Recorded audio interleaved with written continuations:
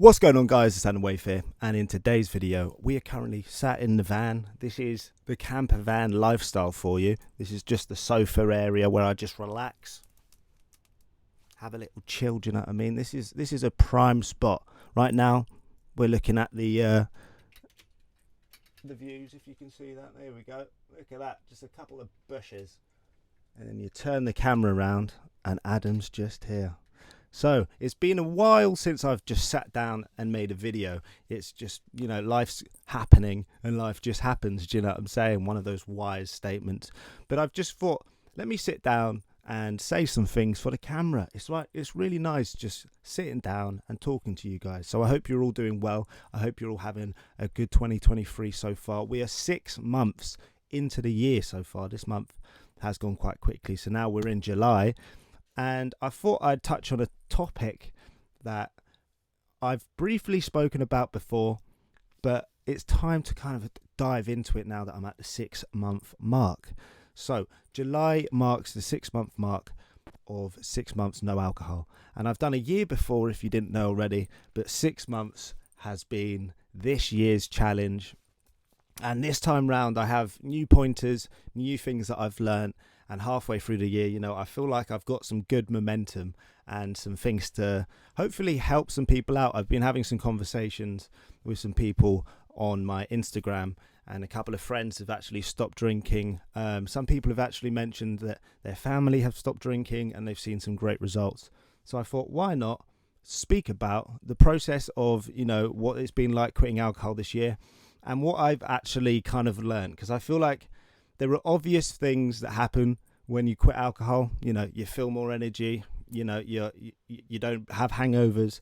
And I feel like people know all of these things, but I don't feel like people actually know the hardcore changes that happen, because it's not just a case of quitting alcohol and your life's different. It's kind of like a dominoes effect. So you start with one thing and then you have to go and do a lot of other things. So I'm just going to break it down for you of the first year quickly. So in 2020, I decided to do no alcohol, and that was during COVID. So it was actually quite an intense time, as you can imagine, to stop drinking alcohol. But if you're wondering why I decided to stop, I noticed that in 2019, for the last previous years, there was just a loop and a pattern happening. And once I started noticing that, the years kind of feel the same, I'm getting the same outcome, and being hungover just doesn't contribute to my, to my highest potential. And once I started thinking about it more, over 2019, I kind of stopped drinking about 7 times throughout the whole year. But once I, got to 2020, I decided, well, this is a good kind of, mark. It's like 2020. This is a good start to kind of reset. And I didn't know what to expect when I quit alcohol. I didn't expect any outcome. I knew it'd be quite difficult, but I didn't know what would happen. So that's what it was, kind of led with curiosity rather than fear. And now I feel like that's important to note when trying to change your lifestyle or do any sort of significant change, is that don't make them out of fear. Definitely make them out of kind of curiosity and love, because if you're doing it because you hate yourself and you want it, and you just hate your habits, and it shouldn't be from that place. Otherwise, you'll be beating yourself up along the way, and it'll make it harder. But anyways, I found a way over the year to kind of deal with not drinking, and then it just kind of you replace that habit with a new habit, and that's the really fun thing, is that you kind of end up going back to your roots and seeing what you like to do before you kind of enjoy drinking, before you just go out and party. And a lot of it is quite surprising, because it's not a case of becoming a new person. It's simply returning to who you were. And, if people are, thinking this is going to turn them into some yogi or some complete spiritual person, and that scares people because, they don't want to turn into some guru after becoming, sober and they're enlightened. It isn't a case of that. It just kind of strips back all the layers that you've put on yourself and all the armor that you've put on over the years, and you kind of have to be vulnerable again. It's like when you are a child and you have to be vulnerable. That's exactly what it is being an adult who doesn't drink, is that you have to kind of meet situations as they are and just be yourself, because when you have a drink, it can give you that confidence. It can override any fears. It can make you have a whole new personality in general. You can be dancing, you can be all energetic, but when you're not drinking, you could be so you could be so shy. So you can see the benefits of it.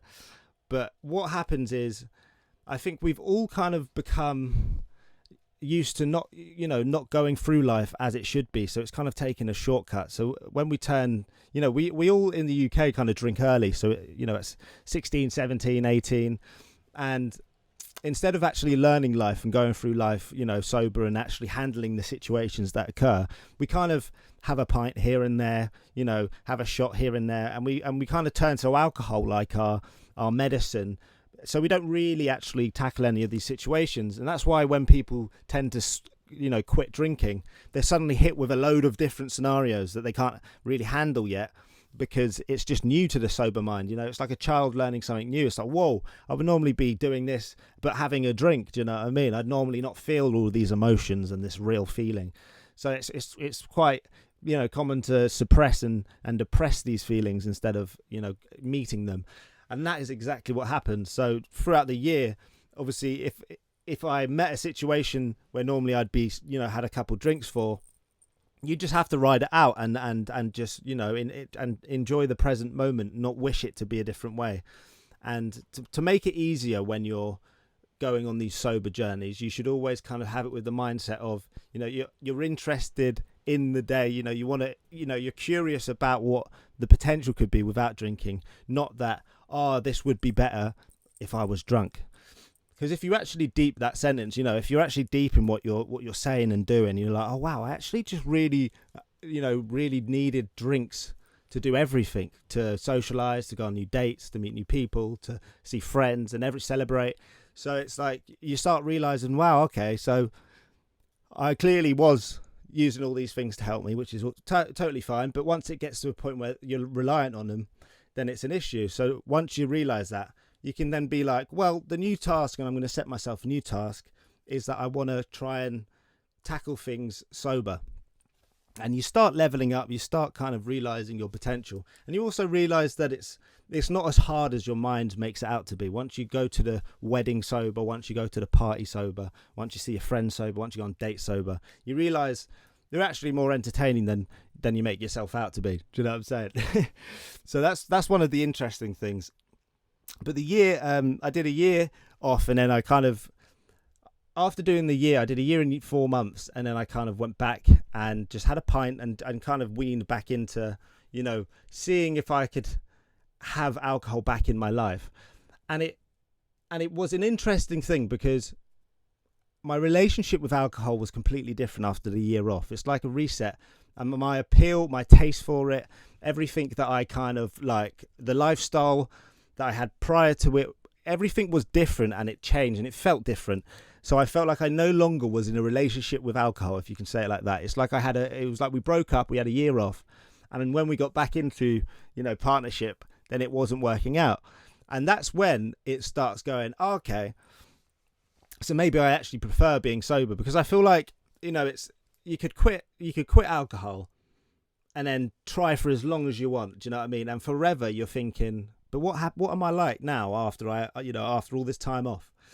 And I think that's what, there's a lot of pressure in that. So I feel like being able to, ease the pressure and test whether you can just moderately drink again is a good thing, because you don't want to have to be like, oh, I was an addict, and I'm an ex-addict, I'm an ex-alcoholic. You want to remove the labels and be able to free flow a little bit more, because then you could say, I'm actually someone who's working on my relationship with alcohol. Do you know what I mean? Instead of this whole label that's very firm in what you are.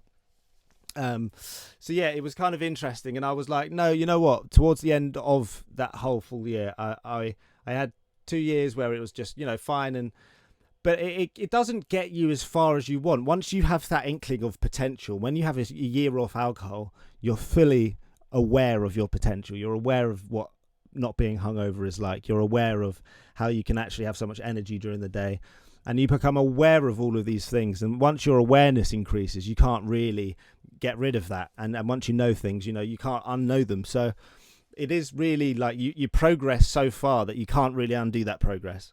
And that's one of the main benefits, is that you just expand your awareness. You expand what you can do. You push yourself to the limits. And then suddenly you realize this new potential.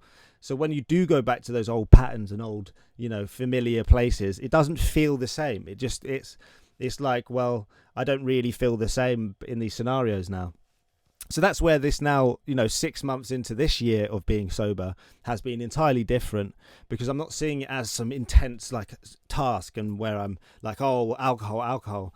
This year I wanted to do a complete no alcohol, but also no alcohol in my mind. Like, I don't need to be thinking about it. I don't need to be like obsessing over it. There are so many different things in this world than alcohol. Do you know what I mean? There's so much more to do than just talk about it as well. And I think a whole part of the recovery programs is talking about it too much.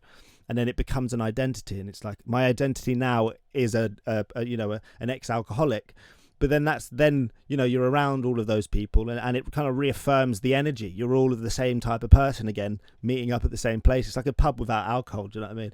So I kind of was like, let's just, let's not talk about it. Well, I'm talking about it now. Do you know what I mean? But let's just try and do other things and not even say all these labels. So I just want to touch base on one of just a couple of things that I put on my Instagram the other day on my story, and it resonated with a few people, which I like.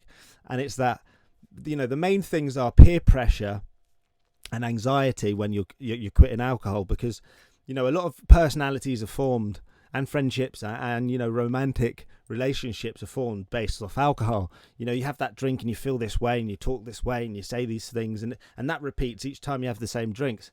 Now, if you remove alcohol, you don't really know, what you're going to say. You're thinking too much, and that causes anxiety. But you've got to realize that you, as a person, as a sober person, is perfectly acceptable, lovable, and fine as you are. You don't need a substance to suddenly be a better person.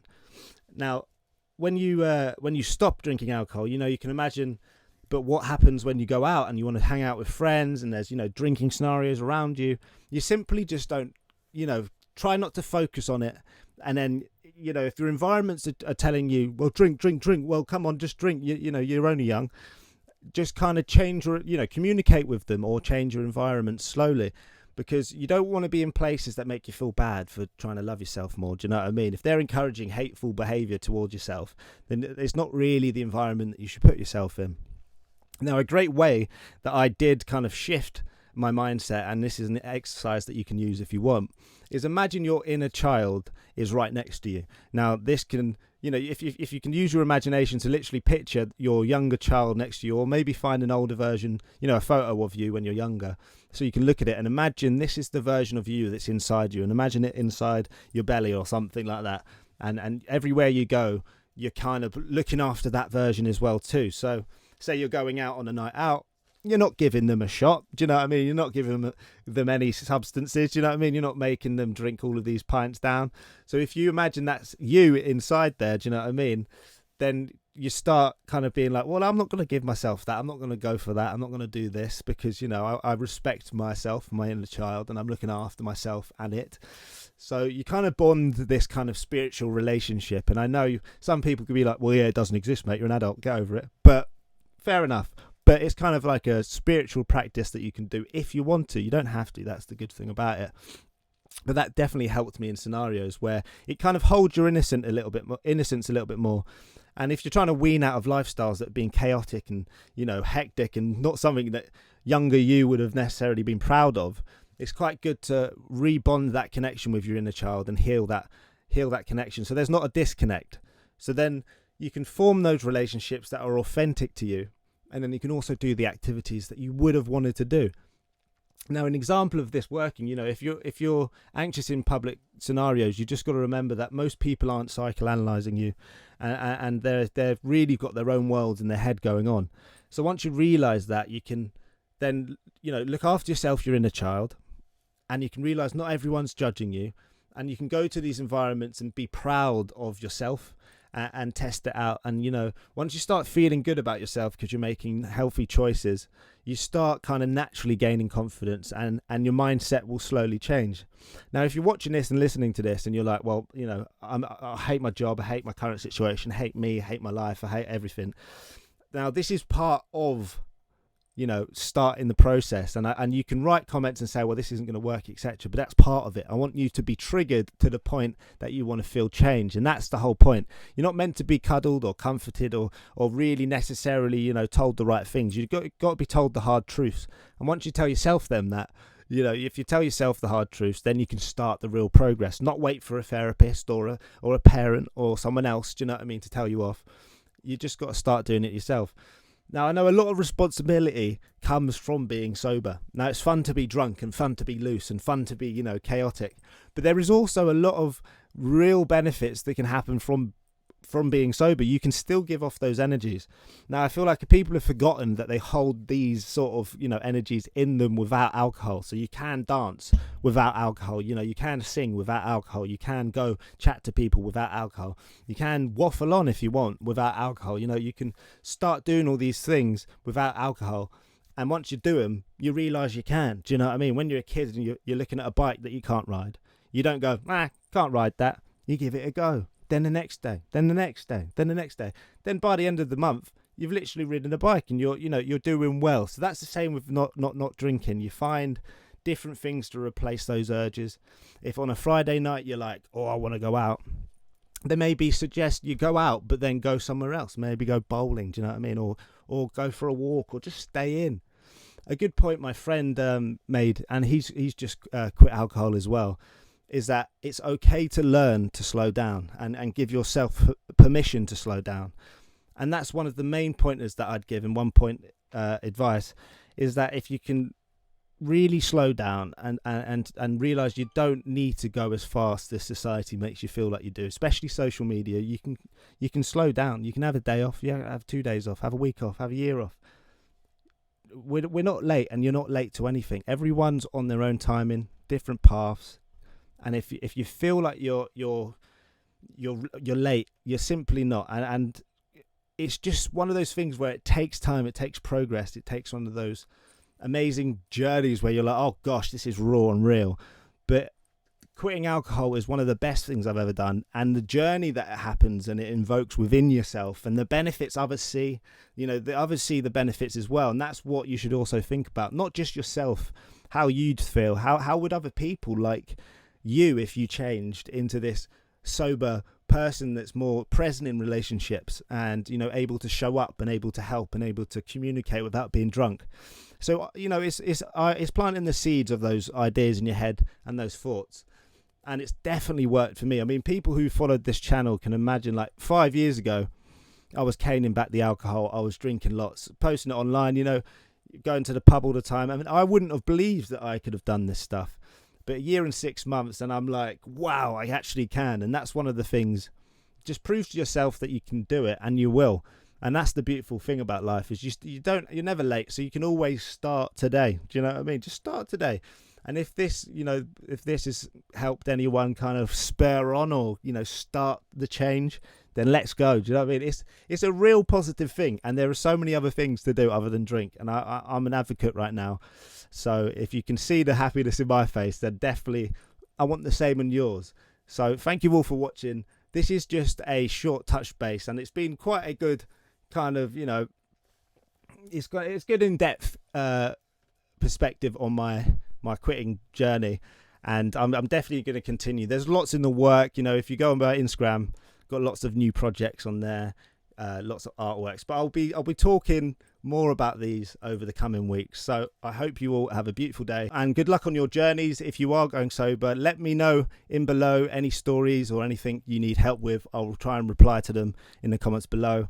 But it's been great talking to you all, and I will see you in my next video. Peace out.